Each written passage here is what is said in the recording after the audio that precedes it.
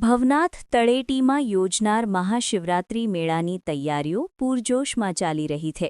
ત્યારે મેળાનું કેન્દ્રબિંદુ એવું ભવનાથ મહાદેવનું મંદિર જે સમગ્ર વિશ્વમાં આસ્થાનું કેન્દ્ર છે તે મંદિરને નવા શણગાર અને રેનોવેશન કામગીરી તંત્ર દ્વારા કરવામાં આવી છે જેમાં ખાસ આકર્ષણનું કેન્દ્ર મંદિરની ટૂંક ઉપર ચઢાવવામાં આવેલો નવો ધ્વજાદંડ છે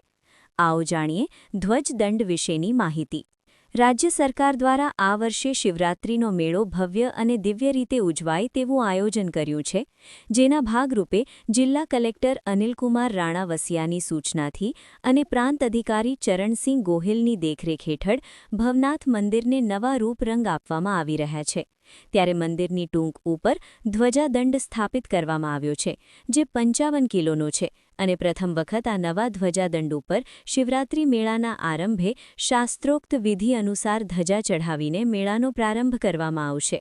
આ ધ્વજાદંડનો વજન 55 કિલોનો છે અને તેને જૂનાગઢના જ કારીગર અમિતભાઈ કંસારા દ્વારા બનાવવામાં આવ્યો છે તેને બનાવતા આશરે 25 દિવસનો સમય લાગ્યો છે આજે ધ્વજદંડને મંદિર ઉપર સ્થાપિત કરવામાં આવી હતી ધ્વજાદંડની સાથે ભગવાન શિવજીનું ત્રિશૂલ અને ડમરું પણ બનાવવામાં આવ્યું છે જે ધ્વજદંડ પિત્તળ અને તેના ઉપર સોનેરી કલરનો ઢાળ ચઢાવવામાં આવ્યો છે ધ્વજદંડ વિશેની પ્રાંત અધિકારી ચરણસિંહ ગોહિલ અને કારીગર અમિત કંસારા દ્વારા માહિતી આપવામાં આવી છે મહાદેવ મંદિરના સાનિધ્યમાં જૂનાગઢ ખાતે આગામી સમયમાં મહાશિવરાત્રિ મેળો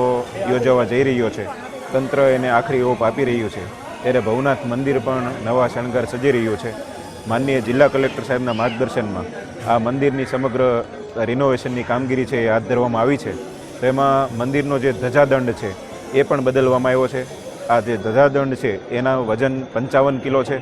અમારા જૂનાગઢના કારીગર શ્રી અમિતભાઈ કંસારા એમની પાસે અમે આ કામગીરી કરાવેલી છે ધજાદંડ છે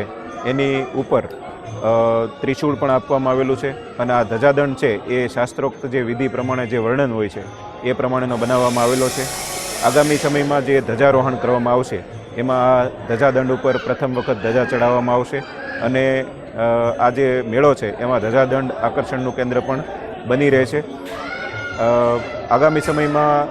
ભવનાથ મહાદેવ મંદિર છે એમાં આ પ્રકારની જે તમામ સુવિધાઓ જેમાં ધજાદંડથી માંડી અને ભવનાથ મહાદેવના તમામ આભૂષણો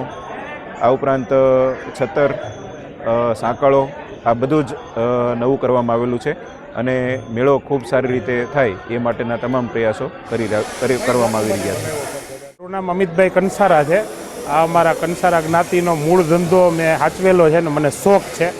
સાહેબે મને કીધું તો અહીંયા એ પ્રમાણે મેં 55 કિલોનો પિત્તળનો ધ્વજદંડ બનાવ્યો છે ને આ અત્યારે ભવનાથ મંદિર ઉપર ચડાવ્યો છે ધ્વજદંડ પહેલી વાર ચડ્યો છે ને હવે આવતી નોમે જે મેળાની ધજા ચડશે ને એમાં પહેલી વાર એની ધજા ચડશે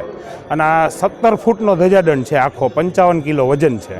અને ત્રિશૂલ ને ડમરું ને બધું એમાં નાખેલું છે લગભગ આમ પ્લાનિંગ સહિત બધું થઈને 22 થી 25 દિવસ જેવો ટાઈમ લાગ્યો છે જલ્દી કર્યું એટલે અને અત્યારે ચડાવવામાં અમને 8 થી 9 કલાક થઈ છે ક્રેનની મદદથી